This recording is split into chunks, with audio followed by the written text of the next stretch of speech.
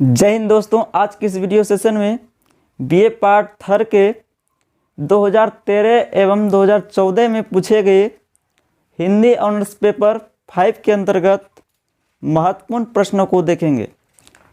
तो 2022 में आने वाले एग्ज़ाम में जो आपका फाइनल एग्ज़ाम होने जा रहा है, हो सकता है इनमें से 2 से 3 क्वेश्चन यह भी रह सकता है। तो आप वीडियो में शुरू से अंत तक बने रहिएगा।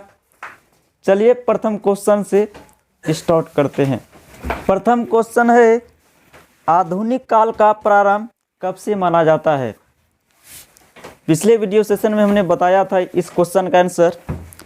आधुनिक काल का जो समय माना जाता है प्रारंभ होने का 1900 ईस्वी से माना जाता है। तो याद रखिएगा, क्वेश्चन नंबर 1 का 1900 ईस्वी हो जाएगा। आधुनिक काल का जो प्रारंभ होता है 1900 ईस्वी के बाद से।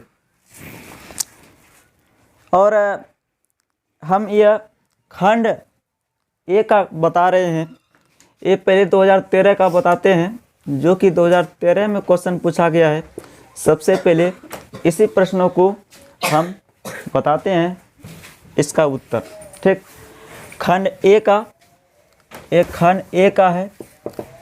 खंड ए में जो प्रश्न पूछे जाते हैं बुक से पूछे जाते हैं, और खंड बी में व्याकरण से पूछे जाते हैं। तो खंड ए के पहले सभी प्रश्नों को देखते हैं, उसके बाद खंड बी के भी प्रश्नों को देख लेंगे। दूसरे क्वेश्चन की ओर चलिए। हिंदी गद्य का जनक किसे माना गया है? तो याद रखिएगा, हिंदी गद्य का जनक जो माना गया है भारतेंदु हरिश्चंद्र को। देखिए साथियों, क्वेश्चन जो है बार बार रिपीट कर रहा है। हमने 2010 में पूछे गए प्रश्नों को बताए थे, यह सब क्वेश्चन पूछा गया था। देखिए फिर 2013 में सारा क्वेश्चन वही आ रहा है। तो ध्यान में रखिएगा, क्वेश्चन जो पूछे जाते हैं पूछा हुआ ही पूछे जाते हैं।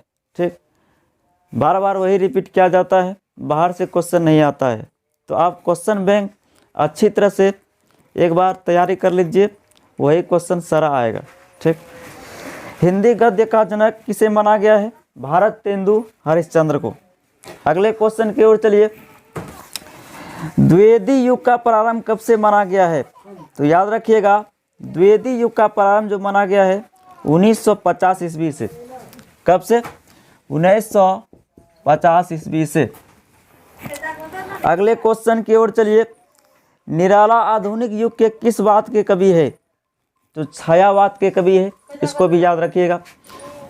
किस बात के कवि है? छायावाद। किस बात के कवि है? छायावाद। अगले क्वेश्चन की ओर चलते हैं। बलचनमा उपन्यास के लेखक कौन है? यह भी क्वेश्चन हमने पिछले वीडियो सेशन में बताए थे। बलचनमा उपन्यास के लेखक याद होगा, नागार्जुन जी है। कौन है? नागार्जुन। अगले क्वेश्चन की ओर चलते हैं। डॉक्टर रामविलास शर्मा किस प्रकार के आलोचक है? डॉक्टर रामविलास शर्मा किस प्रकार के आलोचक है? तो याद रखिएगा, मार्क्सवादी आलोचक है। कैसा आलोचक है? मार्क्सवादी आलोचक। यहाँ लिख देते हैं ताकि आपको याद करने में आसानी हो। मार्क्सवादी आलोचक। अगले क्वेश्चन की ओर चलिए। कविता के नए प्रतिमान के लेखक कौन है? कविता के नए प्रतिमान के लेखक कौन है? क्वेश्चन ये पूछा गया है। तो याद रखिएगा, डॉक्टर नामवर सिंह है। कौन है? डॉक्टर नामवर सिंह। डॉक्टर नामवर सिंह। अगले क्वेश्चन की ओर चलिए। झूठा सच, झूठा सच उपन्यास के लेखक कौन है? यह भी क्वेश्चन पूछा गया है। तो याद रखिएगा, झूठा सच उपन्यास के जो लेखक है यशपाल जी है। कौन है? यशपाल जी। अगले क्वेश्चन की ओर चलते हैं। शेखर एक जीवनी किस तरह का उपन्यास है? शेखर एक जीवनी किस तरह का उपन्यास है? याद रखिएगा, जीवन वृत्त प्रधान है। कैसा है? एक जीवनी जो है यह जीवन वृत्त प्रधान उपन्यास है। जीवन वृत्त प्रधान, जीवन वृत्त प्रधान।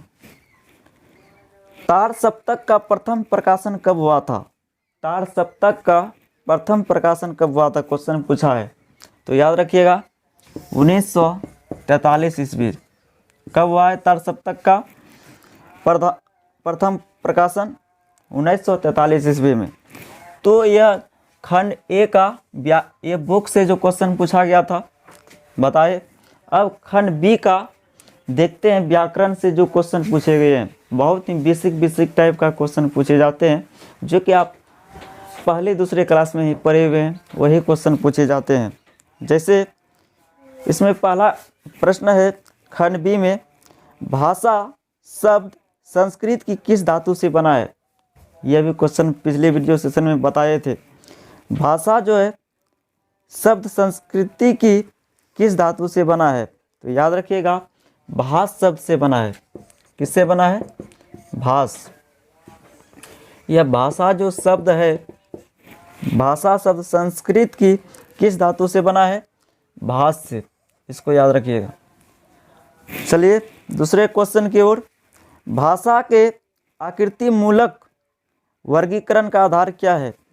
भाषा के आकृति मूलक वर्गीकरण का आधार जो है संबंध तत्व है। कैसा है? संबंध तत्व। अगले क्वेश्चन की ओर चलिए। केंतुम वर्ग में कितनी भाषाएं हैं? केंतुम वर्ग में कुल कितनी भाषाएं हैं? 5 भाषाएं हैं। कितने भाषाएं हैं? 5 भाषाएं। 5 भाषाएं। इसको याद रखिएगा। अगले क्वेश्चन की ओर चलते हैं। अगला क्वेश्चन है, हिंदी भाषा की लिपि का क्या नाम है? यह क्वेश्चन हर साल पूछे जाने लगा है, और पिछले वीडियो सेशन 2012 में जो क्वेश्चन पूछा गया है उसमें भी पूछा था। हिंदी भाषा की लिपि का नाम क्या है? देवनागरी। क्या है? देवनागरी। देवनागरी। अगले क्वेश्चन की ओर चलिए। मूर्धन्य ध्वनियों का उच्चारण कहाँ से होता है? मूर्धन्य ध्वनियों का उच्चारण कहाँ से होता है? मूर्धा से होता है। इसको भी याद रखिएगा, मूर्धा से। अगले क्वेश्चन की ओर। पश्चिमी हिंदी का विकास किस भाषा से हुआ?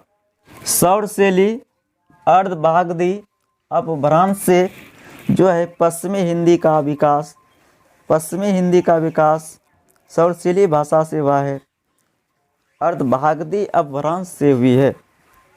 चलिए अगले क्वेश्चन की ओर चलते हैं। भाषा विज्ञान है या कला?